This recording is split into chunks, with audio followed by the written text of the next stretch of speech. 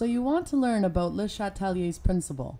As a recap, equilibrium is a balance between forward and reverse processes occurring at the same rate. Now, a French scientist, Henri Le Chatelier, founded a principle about systems in equilibrium. Basically, if a system at equilibrium is subjected to change, the system will try to partially offset this stress and bring it back to equilibrium. In simple terms, the change results in an unhappy system that will try to return to happiness. But if subjected to stress, such as a change in concentration, temperature, or pressure, the goal of the system will be to offset this stress and make it happy again. Let's look at a change in concentration.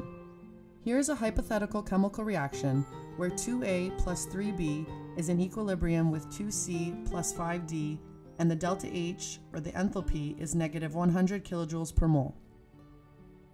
If concentration of a substance is increased, the system will want to consume this substance, therefore moving in the opposite direction, or away from that substance. If we increase the concentration of C, the reaction will shift away from C to consume it, so the reaction will shift to the left in this case, where a new equilibrium will be established at a different concentration. In turn, this would increase the concentrations of A and B while decreasing the concentration of D.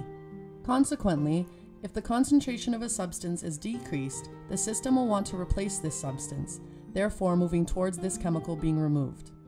In the same hypothetical chemical reaction, if the concentration of D was decreased, the reaction will shift towards D to replace it. The reaction will shift to the right in this case, where a new equilibrium will be established at a different concentration. In turn, the concentration of C will increase, while the concentrations of A and B will decrease. Now let's look at the changes in temperature. Keep in mind that it is better to include the enthalpy term, also known as the delta H value, in the chemical equation as a reactant or a product. Remember that a positive delta H value means that it is an endothermic reaction and that the enthalpy term belongs in the reactants. On the other hand, a negative delta H value means that it is an exothermic chemical reaction and that the enthalpy term belongs in the products. In this case, our negative 100 kilojoules per mole value belongs in the products. Now, if temperature is increased, the system will move away from this energy term. In this case, it will shift to the left.